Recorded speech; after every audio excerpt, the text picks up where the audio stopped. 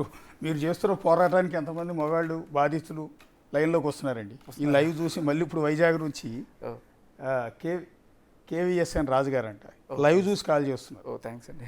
ఒకసారి రాజుగారు కనెక్ట్ చేయండి. యా రాజుగారు నమస్తే అండి. నమస్తే అండి. యా శేఖర్ భాషా గారు ఉన్నారు. సో ఒకసారి మీరు ఆయనతో మాట్లాడచ్చు. ఓకే అండి. ఓకే అండి.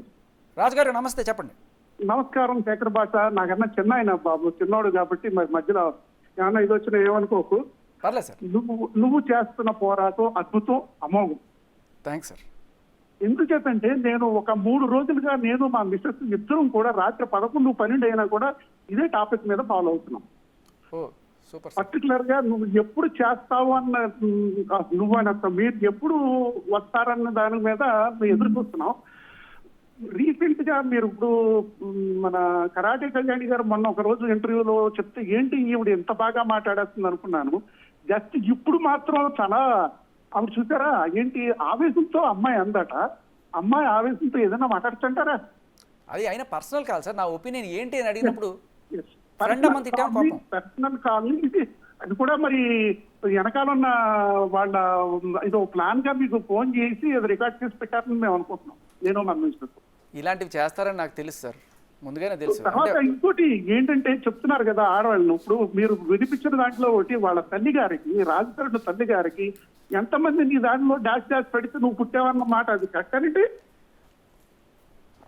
సార్? నేనైతే చెప్తున్నా కదా, అది విన్నారు, అది కరెక్టే. నేను విన్నది కరెక్ట్. నేను చెప్తున్నా సార్, ఆ అమ్మాయి దూరంలో ఎదురుగా ఉంటే చెప్పు తీసుకొని కొట్టేవాడిని సార్. ఇలాగా మాట్లాడేదని నేను విన్నది కరెక్ట్గా కాదంటారా మీరు? కరెక్టే. మరి చూడండి, అసలు ఉప్పు పాత్ర వేసేయాలండి గురే ఉట్టిగా.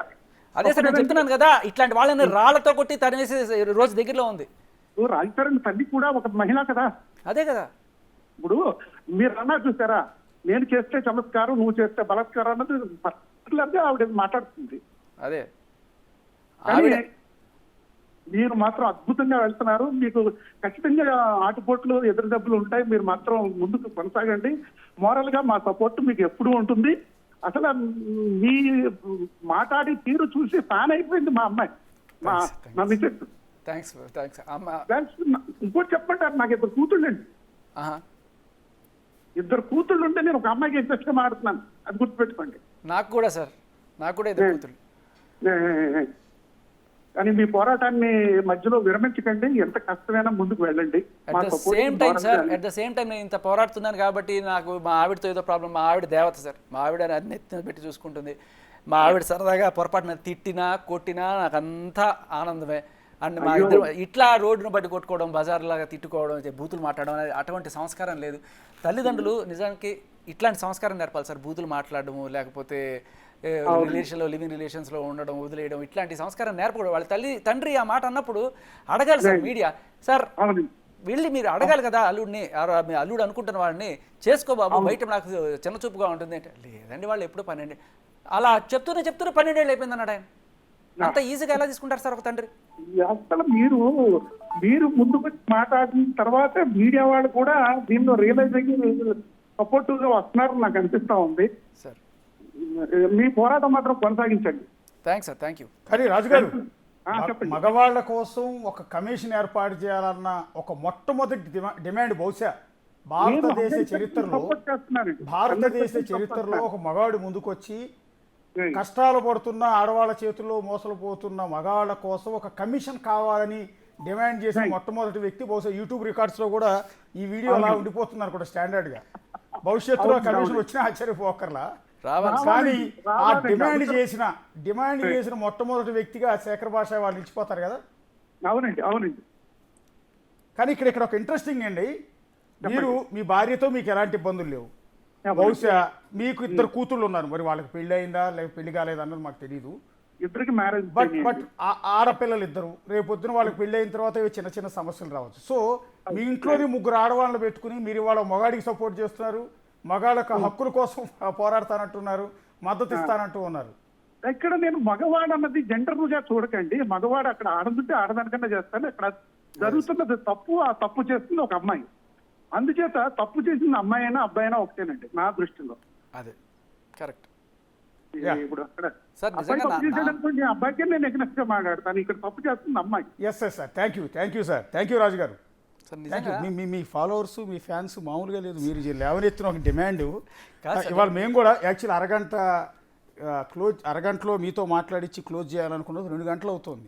ఎందుకంటే ఇప్పుడు కాల్స్ మీద కాల్స్ వస్తున్నాయంట బిగ్ టీవీకి. ఇప్పుడు కర్నూలు నుంచి ఎవరు అమర్ అంటండి, అమర్ గారు. ఇంకొక మాట కూడా ఇక్కడ చెప్పాలి సార్. నాకు అమ్మాయిలంటే అగ్నిస్ట్ కాదు సార్, ఇట్లా తప్పుడు కేసులు పెట్టి మగాడిని ఇబ్బంది పెట్టడం గురించి నేను అసలు అమ్మాయిలంటే నాకు చాలా గౌరవం, అమ్మ అంటే ఇంకా గౌరవం. సో పొరపాటును కూడా నేను అమ్మాయికి అగ్నిస్ట్ అనుకోకండి. ఒక అమ్మాయికి నిజంగానే అన్యాయం జరిగితే ఆ అమ్మాయి తరపు నుంచి కూడా నేను పోరాడతాను, నిజంగా అన్యాయం జరిగితే.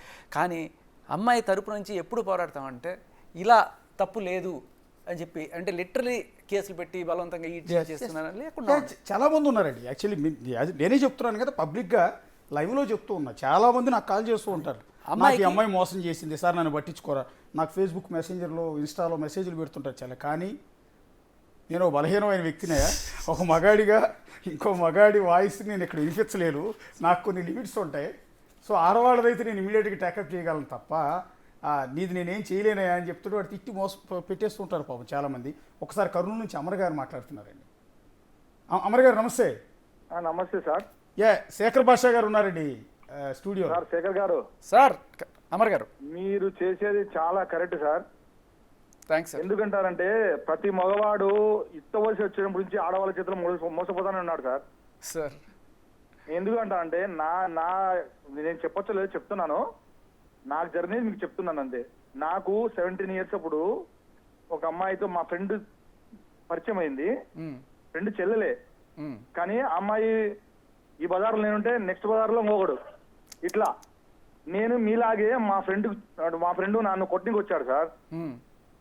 వచ్చింటే నేను ఆ అమ్మాయిని పట్టించి సాక్ష్యాధారాలతో లెటర్స్ మొత్తం వాటి ఫోటో తీసి, ఎప్పుడు నేను 20 years బ్యాక్ చెప్తున్నాను నేను. ఆ కాలమే నేను కెమెరా కొని ఫోటో తీసి పట్టించాను సార్ లైవ్ గా. ఎందుకంటానంటే ఆడవాళ్ళు అందరూ అలా ఉండరు, కానీ ఆడవాళ్ళలో 30% ఉన్నారు సార్ కన్నింగ్ మైండ్. ఆడవాళ్ళు ఎట్లా అంటే ఎక్కడ వాళ్ళకు కన్వీనియంట్ ఉంటే అక్కడ మారిపోతారు సార్. ఆడవాళ్ళు అనకండి సార్, కొంతమంది సార్, కొంతమంది, అందరూ కాదు. 1% సార్, 1%. కానీ 1% 99% కేసులు పెడుతున్నారు అంతే సార్. 30% ఉన్నారు సార్, నేను చూస్తున్నాను 30% ఉన్నారు. ఎందుకంటే మగవాడి రక్షణ లేదు సార్. సార్ అది నిజం, రక్షణ లేదు అంతే, అది నిజం, రక్షణ లేదు. మీరు చేసేది ఎంతో కరెక్ట్ సార్. థ్యాంక్స్. తర్వాత మా ఫ్రెండ్ చనిపోతే చూడకపోతే నన్ను రాని కూడా చేసినారు సార్, రీసెంట్గా చనిపోతే తెలుసా. అట్లా ఉండాలి సార్ చాలా. ఎందుకంటారంటే మనకు అమ్మ ఉంది, చెల్లెలు ఉన్నారు, అందరూ అలా ఉండరు.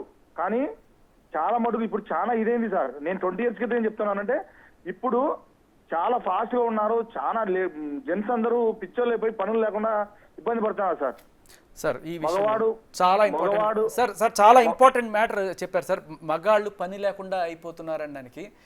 మీరు ఇండస్ట్రీలో ఉన్నారు, నేను ఇండస్ట్రీలో ఉన్నాను. సరే మీరు ఏదో మంచి కోర్స్ చేసి వచ్చారు కాబట్టి ఈజీ అయిపోయింటుంది. కానీ ఇండస్ట్రీలో యాంకరింగ్ కోసమో దేనికోసం వెళ్ళి కూర్చున్నప్పుడు అమ్మాయి అయితే లేకపోతే బేసికల్లీ అబ్బాయిలకి ఇది కాకుండా మనం కల్పించే రిజర్వేషన్లు ఇవన్నీ కూడా సరే ఉన్నాయి. నేను కూడా ఫేస్ చేశాను ఖచ్చితంగా. నేను కూడా ఒక ఉద్యోగం కోసం వచ్చినప్పుడు అది ఇప్పుడు అది నెక్స్ట్ లెవెల్కి వెళ్ళింది సార్. అంటే క్రైమ్ని లీగలైజ్ చేసేయడం అంటారు చూసారా. ఇప్పుడు చట్టంలో ఇందాక చెప్పానే, ఒక అమ్మాయి అబ్బాయి ప్రేమించుకుంటేనే మాత్రమే కాదు.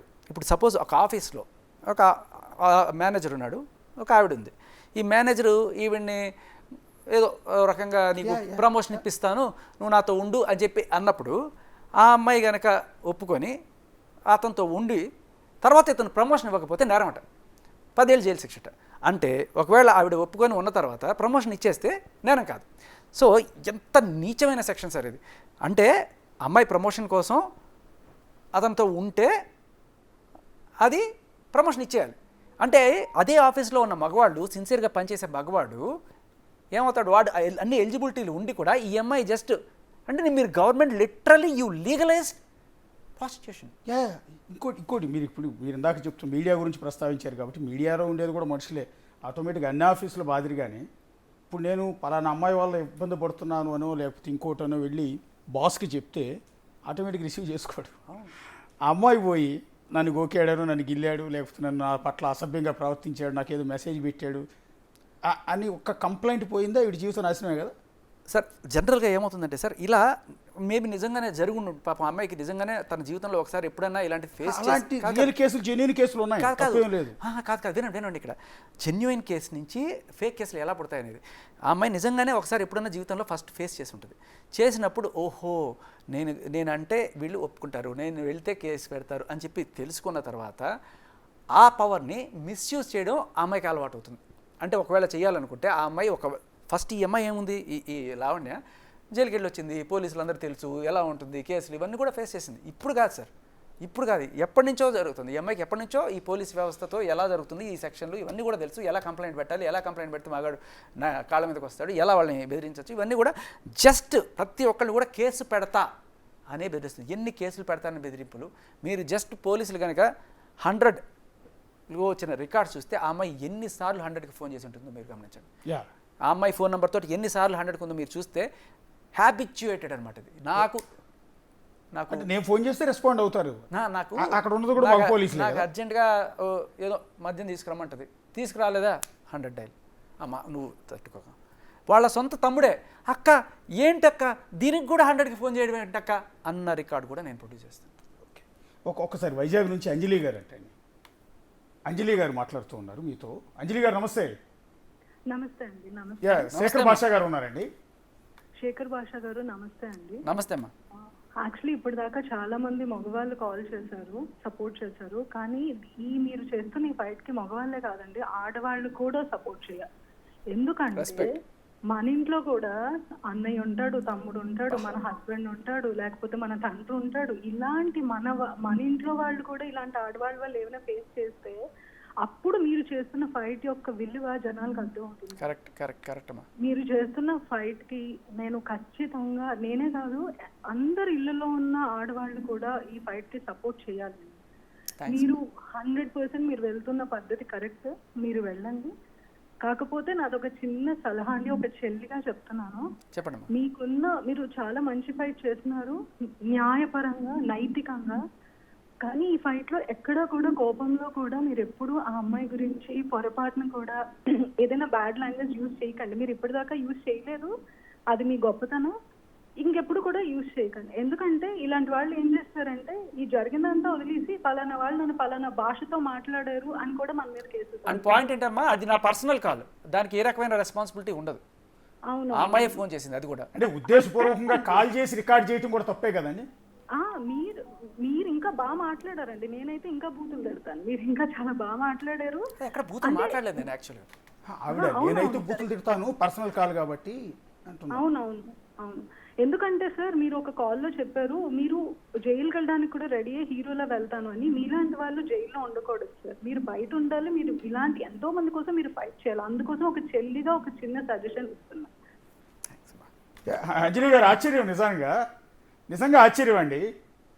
మీరు ఒక వైజాగ్ నుంచి అంజలి గారు ఫోన్ చేశారని మా వాళ్ళు చెప్పగానే మీరు ఫోన్ ఎత్తుకున్న వెంటనే శేఖర్ భాషని ఏ విధంగా విరుచుపడతారో, ఏ విధంగా తిడతారో, పాప ఆయన తీసుకొచ్చి స్టూడియోలో కూర్చోబెట్టి తిట్టించామని వెళ్ళే ముందు ఆయన బాధపడతాడేమో అనుకున్నాం.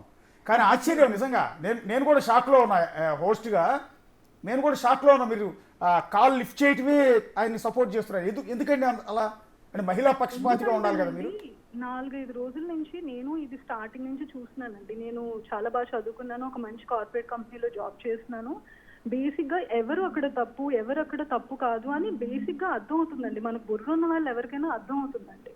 ఇది లీగల్గా కోర్టులో ఏమవుతుంది ఇదంతా నాకు తెలియదు, కానీ నైతికంగా ఆమె ఏం చేస్తున్నారు అనేది అది చాలా పెద్ద తప్పు. తర్వాత చాలా మంది రాజ్ తరుణ్ గారిని, శేఖర్ భాష గారిని అడిగారండి, ఎందుకు బయటికి వచ్చి గొడవ ఆడట్లేదు, ఎందుకు అతను బయటికి రావట్లేదండి అని.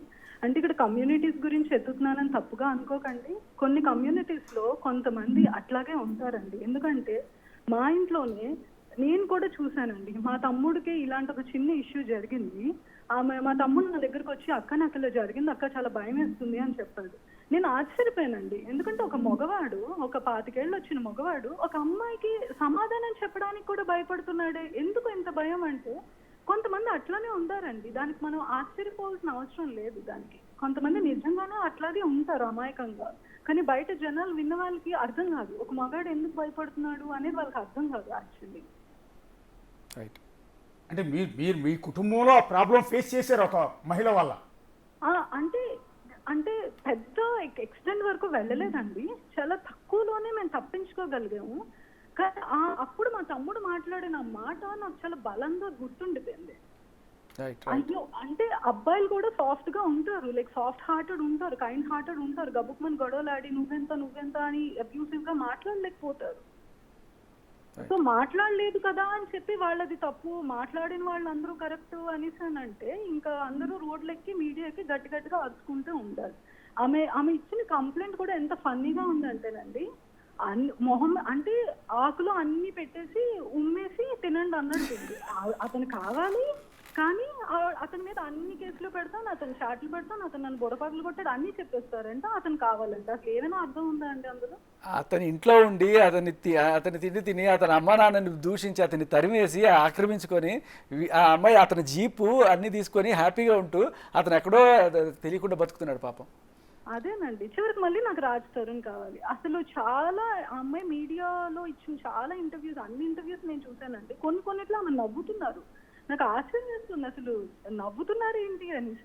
మీరు కావలిస్తే చూడండి ఎవరైనా, ఆ కళ్యాణ్ సుంకర గారు, దిలీప్ శంకర్ గారు, నాకు ఐడియా లేదు, అతను గబుక్కుమని ఏదో మాట్లాడుతున్నారు, రేపు పొద్దున్న రాజ్ తరుణ్ పిలిస్తే మళ్ళీ ఇవిడ వెళ్ళిపోతుంది అనేసినానంటే ఆవిడ నవ్వుతున్నారు అనమాట. అంత నవ్వే కాడికైతే, అంత వెళ్ళిపోయే దానికైతే ఇన్ని కేసులు దేనికండి పెట్టుకోవడం? అమ్మా ఈ కేసులు గీసులు అనేది చాలా చిన్న అవమానం అమ్మా. రోజు రాత్రి రాజ్ తరుణ్కి జరిగే సన్మానం అసలు మీరు వింటే, అది బయటకు వస్తే రాళ్ళు ఇచ్చుకొని కర్రలు ఇచ్చుకొని వచ్చి అమ్మాయిని కొట్టకపోతే నా పేరు రాసుకోండి.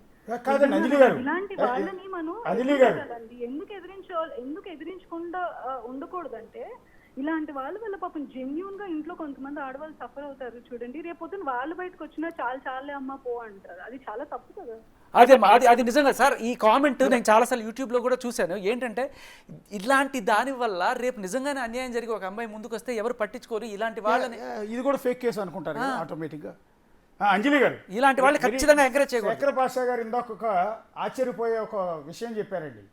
చెప్పండి. ప్రతిరోజు సినిమాల్లో ఎంతో మంది విలన్స్ ని ఎగిరెగిరి తన్నే ఒంటి చేత్తో నలుగురిని మట్టి కరిపించే రాజ్ తరుణ్ ప్రతిరోజు నార్సింగిలో ఉన్న తన ఫ్లాట్లో లావణ్య కొడుతుంటే ఆ దెబ్బల సౌండ్, అరుపులు కూడా బయటికి రానియకుండా భరించేవాడట. అంతలా కొట్టేది అని చెప్తున్నాడు ఆయన. అందులో నమ్మసక్యంగా లేకపోవడానికి ఏమీ లేదండి. నేను ఇలాగా గబుక్మని ఒక పేరు ఎత్తుతున్నానని మీరు తప్పుగా అనుకోవండి. మెగాస్టార్ గారు ఉన్నారు, చిరంజీవి గారు ఉన్నారు, ఎన్ని ఫైట్లు, ఎన్ని సినిమాలు, మెగాస్టార్ అతను బయటకు వస్తే ఎంత సౌమ్యంగా మాట్లాడతారండి. సినిమాల్లో విలన్ల మీద అరిచినట్టు అరుస్తారా? అతను ఎంత మంచి స్వభావం అతనిది. అలాగే రాస్తారు, నేను ఎందుకు అనుకోరండి? అంత మంచి స్వభావం మనుషులు ఉండకూడదా? అంటే ఎలా ఉందంటే మగాడు మంచిగా ఉండడమే ఆశ్చర్యం. అసలు అలా ఉండదు, అది జరగదు. ఇంకా అది అంతేనా? అదే నాకు చెప్పదలుచుకుంటున్నారు సొసైటీకి. మగాడు మంచిగా ఉండడమే పాపం అన్నమాట. ఎగరేసి తంతూ ఉంటే అది ఆ మగాడు అంటే అట్లనే ఉండాలని చెప్తున్నట్టుంది. ఇంకది అంటే ఇప్పుడు ఆయన మగవాళ్ళ కోసం, ఇలా మోసపోయే మగవాళ్ళ కోసం, అందరి కోసం కాదు, ఇలా మోసపోయే మగవాళ్ళ కోసం, వాళ్ళ హక్కుల కోసం మగ కమిషన్ కావాలి, పురుష కమిషన్ కూడా కావాలని డిమాండ్ చేస్తున్నాడండి ఆయన. ఒక మహిళగా మీరు దానికి మద్దతు ఇస్తారా? ఖచ్చితంగా మద్దతు ఇస్తానండి. ఎవరైనా కూడా మద్దతు ఇవ్వాలి. ఎందుకు చెప్తున్నానంటే, మన ఇంట్లో అక్క, చెల్లి, తల్లి ఎలా ఉన్నారో ఈ భూమి మీద ఆడవాళ్ళకి ఎలాంటి హక్కు ఉంటుందో మగవాళ్ళకి అలాంటి హక్కే ఉండాలి. రేపు పొద్దున్న లావణ్యకే ఒక కొడుకు పుడతాడండి, అప్పుడు ఆ పిల్లడి హక్కు ఉండొద్దా అండి? మీరు చెప్పండి. ఓకే. లేకపోతే రావణ్య తమ్ముడు ఉన్నాడు, కార్తీక్ అని ఎవరో అంటున్నారు, ఆ పిల్లడికి ఇలాంటి ఒక ఆవిడ వచ్చి ఏదైనా చేస్తే ఆ పిల్లడికి హక్కు అక్కర్లేదా? మానవ హక్కుల కమిషన్ ఉన్నట్టు, యానిమల్స్ ఒక కమిషన్ ఉన్నట్టు, ఆడవాళ్ళకు ఒక కమిషన్ ఉన్నట్టు మగవాళ్ళకు కూడా ఉండాలి. అదేంటి అంతే. మగవాళ్ళు ఏం పాపం చేశారండి భూమి మీద? వాళ్ళు మనుషులు కాదు అసలు? వాళ్ళు మనం గుర్తించట్లేదు అసలు. యానిమల్స్ కన్నా హీనమైపోయారు మగవాళ్ళు. మగవాళ్ళలో కూడా వెధవులు ఉన్నారండి, మగవాళ్ళలో కూడా కామాంధులు ఉన్నారు, మగవాళ్ళలో తప్పుడు పనులు చేసే వెధవులు ఉన్నారు. సో వాళ్ళకి మాత్రం ఎక్సెప్షన్ అది. ఎక్సెప్షనల్ అండి. క్రూయాలిటీ అనేది మగవాడు చేసినా ఒకటే, ఆడవాడు చేసినా ఒకటే అనే బేసిక్ థింగ్ ఒకటే ఉండదండి. క్రూయాలిటీ అనేది ఎవరు చేసినా ఒకటే. ఆడవాళ్ళు చేస్తే ఇది, మగవాళ్ళు చేస్తే ఇది అంటే ఎట్లాగా? ఎవరు చేసినా ఒకటే. థ్యాంక్ యూ అంజలి గారు. 100% సపోర్టింగ్ యూ అండి. థ్యాంక్ యూ అంజలి గారు. ఇది నిజంగా షాకింగ్ అండి. యాక్చువల్లీ మేము అనుకున్నది ఏంటంటే, ఫ్రాంక్గా చెప్తూ ఉంటా, మీరు ఇక్కడ కూర్చున్నారు, కాల్స్ కలుపుతున్నాము, ఒకరికొకరుగా వచ్చి పాపం మిమ్మల్ని వేసుకుంటారు. వేసేసుకుంటారు, తిట్టేస్తారు. తీసుకొచ్చి ఆయన కూర్చోబెట్టి తిట్టించాము, వెళ్ళే ముందు పాపం మీరు ఏంటంటే నన్ను పిలిపించి అట్లా తిట్టించా అంటారేమో అనుకున్నాం. కానీ ఆశ్చర్యం, నిజంగా ఒక్క కాల్ కూడా మీకు ఎగైనెస్ట్ కనిపించట్లా. మీకు ఎగైనెస్ట్ ఒక్కళ్ళు కనిపించట్లా. నేను ఎక్స్పెక్టేషన్ యాజ్ ఏ మీడియా పర్సన్గా నాకు సెన్సేషన్ కావాలి, నాకు బ్రేకింగ్ కావాలి, మిమ్మల్ని తిట్టాలి, నేను ఇదే కోరుకుంటానండి ఫ్రాంక్గా.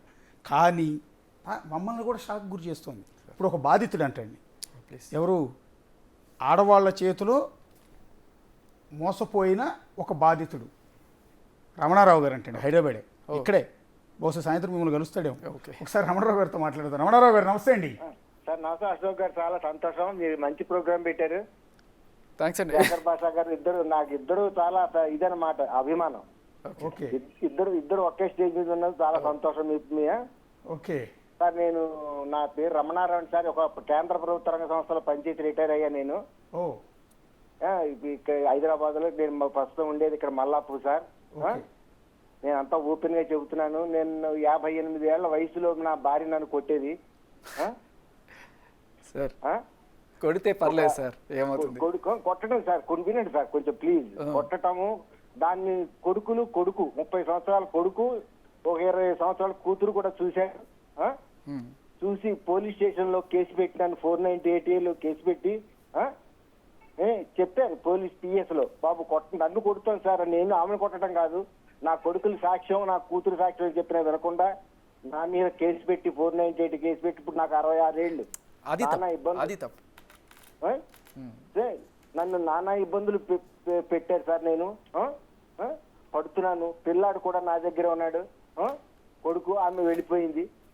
ఇలాంటి కేసులు పెట్టి పోలీసులు కూడా 2017 మార్చి 25వ తారీఖున 6 దగ్గర నుంచి రాత్రి 10 దాకా ప్రాపర్టీ రాయమని చెప్పి ముందు గొడవ చేసింది ఆమె. ఏమండి, ముందు ప్రాపర్టీ రాయటం ఎప్పుడైతే వర్కౌట్ కాలేదో నా మీద 498 కేసు పెట్టారు. ఇది చేయటం అన్యాయం కాదా సార్? ఇది అన్యాయం కాదా సార్? సార్ ఏ వయసులో సార్ అది? ఏ వయసులో అండి? నాదప్పుడు 58, 59 ఏళ్ళు సార్ నాకు. ఏది 498A పెట్టినప్పుడు వయసు? 2017 మార్చి 25 ప్రాపర్టీ రాయించుకోవడానికి ప్రయత్నం చేశారు. ఓకే. అది ఎప్పుడైతే వర్కౌట్ కాలేదో జూన్ 28, 2017 జూన్ 28న 498 కేసు పెట్టారు. అంటే 3 నెలలు నన్ను బాధ పెట్టారు. 3 months. సార్ ఇప్పుడు చట్టం ఒకటి ఉంది. చట్టం ప్రిన్సిపల్ ఏంటంటే 100 మంది దోషులైనా తప్పించుకోవచ్చు, కానీ ఒక నిర్దోషికి కూడా శిక్ష పడకూడదు అనేది పాతది. 100 మంది మగవాళ్ళకి శిక్ష పడ్డా పర్లేదు, కానీ ఒక్క అమ్మాయికి మాత్రం శిక్ష పడకూడదు అనేది ప్రస్తుతం ఉన్న చట్టం. రమణరావు గారు, మిమ్మల్ని మీ ఆవిడ కొట్టింది 58 ఏళ్ల వయసులోనేనా? బిఫోర్ పెళ్ళైనప్పటి నుంచి ఉందా ఈ కొట్టుడు అనేది? పెళ్ళైనప్పటి నుంచి లేదు సార్. పెళ్ళైనప్పటి నుంచి లేదండి. దాదాపుగా 53 ఏళ్ళు అలా వచ్చేవాడు కొట్టడం మొదలెట్టింది. ఎలా కొట్టేవారండి? అంటే చేతితో కొట్టడం, పూజ చేసుకుంటుంటే కాలుతో తన్నటం. ఒక రోజు రాత్రి మంచం మీద పడుకుంటే రాత్రి 10 గంటల వేళ ఫుట్బాల్ ఆడేసింది సార్. పిల్లలు చూస్తున్నారు.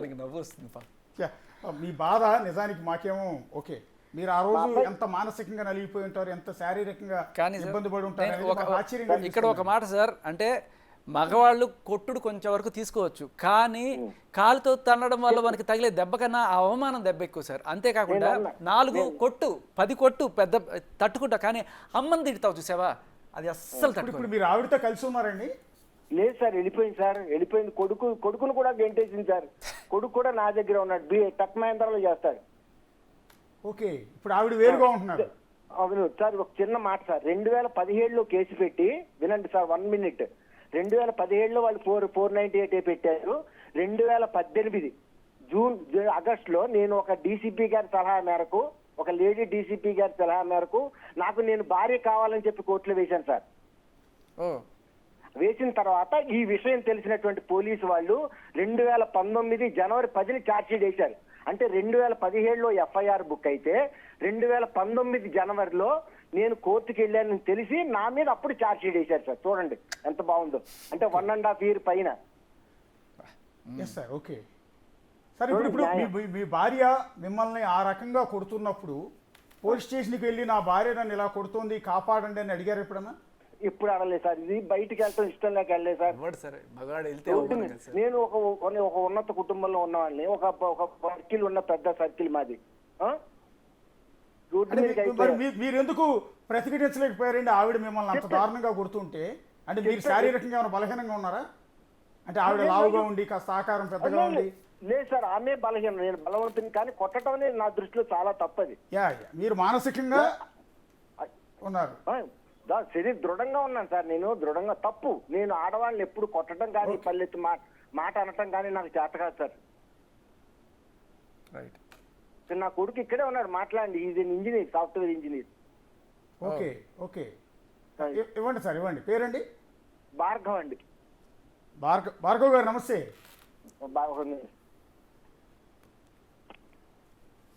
హలో భార్గవ్ గారు నమస్తే. నమస్తే ఇది సార్. బహుశా మీ నాన్నగారు చెప్తున్నది చాలా ఆశ్చర్యకరంగా ఉంది. అంటే మీ తల్లి గారు నాన్నగారిని కొడుతూ ఉంటే మీరు కూడా చూసేవారు అని. అవును, కానీ ఆపడానికి ట్రై చేస్తే కూడా స్ట్రెస్ అయిపోయి, అంటే అప్పుడు ఏంటి ఆపడానికి ఏం చేసేవాళ్ళం అంటే, సరే మా నాన్నదే తప్పని చెప్పి, లేకపోతే ఇంకా ఆమె అరిచేయడము లేదంటే ఏదైనా పగలు కొట్టేయడము చేసేది. సైకో లక్షణం సార్. ఓకే. సో అందుకని ఏం చేసేవాళ్ళని అంటే, ఓకే అంటే ఇద్దరిని కొంచెం ఆపాలి కదా మరి, లేకపోతే అది పెద్దగా అయిపోతుందని గొడవ. సరే నాన్న పోనీ నువ్వు తగ్గు అంటే మా నాన్న వింటాడు అనమాట. మాట వినేవాళ్ళు, ఆమె వినదు. ఏంటంటే స్ట్రెస్ అయిపోయి ఇంకా ఇంకా ఎక్కడో ఎక్స్ట్రీమ్ వెళ్ళిపోతుందని చెప్పి మా నాన్న వింటాడు కాబట్టి ఆయన ఆపేవాళ్ళము. సరే తర్వాత విడిపోయాక వెళ్ళిపోయారు. అయితే కొన్ని రోజులు నాకు అమ్మ దగ్గర ఉండాలనిపించింది అనుకోండి, అసలు ఇప్పుడు రానియం కూడా రానియట్లేదు ఇంటికి. నువ్వు నాన్న దగ్గరే అంటే మా నాన్న మీద 498 పెట్టి నాతో బలవంతంగా పోలీసు వాళ్ళు సంతకం పెట్టించుకున్నారు. పెట్టు మీ అమ్మని కొట్టేవాడు 498 పెట్టాలంటే నువ్వు పెట్టాలి సంతకం అని చెప్పి నన్ను పెట్టించుకొని, సరే నేను అమ్మ నాన్న మీద సంతకం పెట్టాను కదా నీ దగ్గర ఉంటానంటే నన్ను ఇంట్లోంచి అక్కడి నుంచి గెంటేసింది. అది ఇంట్లో ఉన్న రోజులు పని చేయించుకునేది, గిన్నెలు వేయించడము, బట్టలు ఆరేయించుకోవడము, అవన్నీ నాతో చేయించుకొని చేస్తాను, అది చేస్తాను, అది పర్లేదు. అయితే నాకు కూడా కొంచెం హెల్త్ ప్రాబ్లమ్స్ అవి వచ్చి నేను చేయలేకపోతున్నాను. ఈ పని మనిషిని పెట్టుకుందామంటే లేదు నేను చేయలేను, నీకు నువ్వు వెళ్ళి నాన్న దగ్గర ఉండు. అది కాదు మళ్ళీ నాన్న అన్ని తప్పులు చేసావు నువ్వు చెప్పావు, మళ్ళీ నాన్న దగ్గర లేదు నేను చూసుకోలేను, నా వల్ల కాదని ఇప్పుడు నాన్న దగ్గరే ఉంటున్నాను. మీరు సాఫ్ట్వేర్ ఇంజనీర్ అండి? అవునండి. సో మీరు పెళ్లి చేసుకోబోతున్నారా? చేసుకుందాం అంటేనే ఈ ట్రబుల్స్ వస్తున్నాయి. అదే ఇప్పుడు నీకు ఒక సలహా, ఉచిత సలహా అనుకో. నిజానికి సార్ 99% ఇలాంటి పనులు ఎవరైతే చేస్తున్నారో వాళ్ళు లైఫ్లో జనరల్గా ఖాళీగా ఉండేవాళ్ళు. మీరు గమనిస్తే ఒక ఉద్యోగం చేసుకునేవాళ్ళు, ఒక బిజినెస్ చేసుకునేవాళ్ళు, వాళ్ళ సొంత కాళ్ళ మీద వాళ్ళు నిలబడే వాళ్ళకి వాళ్ళ మీద గౌరవం ఉంటుంది. అట్ ద సేమ్ టైం నిన్ను రెస్పెక్ట్ చేయడం కూడా తెలుస్తుంది. బట్ మీరు లావణ్య కాదు వీళ్ళు ఎవరైనా సరే మీరు గమనించండి, లావణ్య ఏం చేస్తుంది సార్? బతకడానికి ఏం చేస్తుంది? ఏదైనా ఉద్యోగం చేస్తుందా? పెళ్లి చేసుకోమంటారు వద్దంటారా?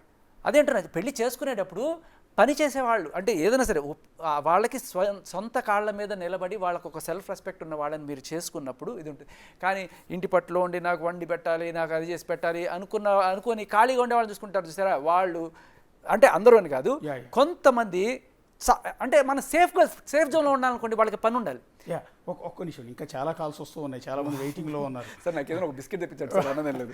ఒకసారి స్నాక్స్ తెప్పిస్తారు, అది కాదు. ఒకసారి భార్గవ్ గారితో మాట్లాడి కన్క్లూడ్ చేద్దాం. భార్గవ్ గారు సార్ చెప్పండి. ఇప్పుడు మీ అమ్మగారు మీ నాన్నగారిని ఆ రకంగా పాపం కొడుతూ ఉంటే ఆయన ఎవరికీ చెప్పుకోలేక, ఎగిరెగిరి కాలుతో తంతుంటే ఆయన ఎవరికీ చెప్పుకోలేక, మీరు బయటకు వచ్చి చెప్పుకోలేక, ఇదంతా ఎందుకంటే ఆస్తి కోసమే ఆవిడ అంతలా చేసింది? ఆమె జాబ్ చేస్తుంది నిజం చెప్పాలంటే, వర్కింగ్ ఉమెన్. ఓకే తను ఏంటంటే ఆఫీస్ లో జాబ్ చేసి వచ్చాక ఇంటికి వచ్చాక పడుకోవాలి, లేకపోతే ఎవరన్నా కాస్త వండి పెట్టమన్నా అది వండి పెట్టదు అనమాట. అంటే ఆఫీస్ కి ఇబ్బంది కలగకూడదు. ఆమె ఇప్పుడు చూడండి ఒక్కతే ఉంటుంది, ఆఫీస్ కి ఇష్టం ఉన్నప్పుడు వెళ్తోంది, ఇష్టం ఉన్నప్పుడు వస్తుంది, ఎవరు అడిగే వాళ్ళు లేరు. కాదు ఒక ప్రైవేట్ దానిలో ఏదో ఎంప్లాయీ. ఓకే, ఇప్పుడు మీరు కడుపును పుట్టిన కొడుకు కదా, మీరు మిమ్మల్ని కూడా నన్ను కూడా వద్దంటోంది. ఇప్పుడు మ్యారేజ్ కి ఇబ్బంది అవుతుందన్న కూడా పట్టించుకోవట్లేదు. ఇప్పుడు మిమ్మల్ని కూడా కొట్టేదా? నన్ను కొట్టేది కాదు, నన్ను ఏంటంటే అమ్మ కొట్టినా పర్లేదు కానీ అక్కడ నాన్నని కాలుతో కొట్టడం అనేది బాధాకరంగా ఉందండి. అవునవును. ఓకే ఇప్పుడు ఆయన కమిషన్, మగవాళ్ళకు ఒక కమిషన్ కావాలని అడుగుతున్నాడు, మీకోసం, మీ నాన్నగారి కోసం, నా కోసం. అందరి చాలా కోసం correct ఒక సార్. పురుష ఉండాలి, కమిషన్ ఉండాలి సార్. కావాలంటారు. లేకపోతే రేపొద్దున నాకు పెళ్ళయి నాకు అలా వచ్చినా గానీ ఉందనుకోండి ఒక ధైర్యం అన్నమాట. ఎస్ ఉంది, మనకు కూడా టెన్షన్ పడక్కర్లేదు అనేది ధైర్యం ఉంటుంది. కానీ సో నేను సపోర్ట్ చేస్తాను అది ఉండాలని. ఓ ఓకే ఓకే. అన్నిటికీ ఒక క్వశ్చన్ ఫైనల్గా, ఇంత డిస్కషన్ ఇక్కడ జరుగుతుంది కాబట్టి నీకు రాజతరుణ్ అమాయకుడు అనిపిస్తుందా లేకపోతే ఏమనిపిస్తుంది? అంటే ఈ కేసులో లావణ్య తప్పు ఉందనిపిస్తోందా, రాజ్ తరుణ్ తప్పు ఉందనిపిస్తోందా అని అడుగుతున్నాడు ఆయన. రావనేదే తప్పు అనే ఈ లాస్ అన్ని పక్కన పెట్టుకొని ఎట్లా ట్రాప్ చేయాలి, ఆమె దగ్గర నుంచి ఎంత ప్రాపర్టీ ఏదైనా ఆశిస్తోంది అనమాట. ఓకే. సో దాన్ని ఆశించి ఈ లాస్ ని పక్కన పెట్టుకొని అంటే అబ్బాయిలకి ఏం లాస్ లేవు, మనము యూజ్ చేసుకోవచ్చు అని వాళ్ళతో అది ప్రయత్నము. అబ్బాయిలకి ఏం లాస్ లేవు, బట్ ఉండేదంతా లాసే. అదే ఇప్పుడు వాళ్ళ నాన్నని వాళ్ళ అమ్మ కొడుతున్నప్పుడు ప్రత్యక్షంగా చూసిన ఒక కొడుకు, సో నా తండ్రికి వచ్చిన పరిస్థితి రాజ్ తరుణ్కి రాకూడదు అన్నట్టున్నాడు ఆయన. రైట్, అంతేనండి. Yes sir, yes sir. Ya, thank you Bhargav garu, thank you Ramana Rao గారు. For more videos like this, subscribe Big TV channel.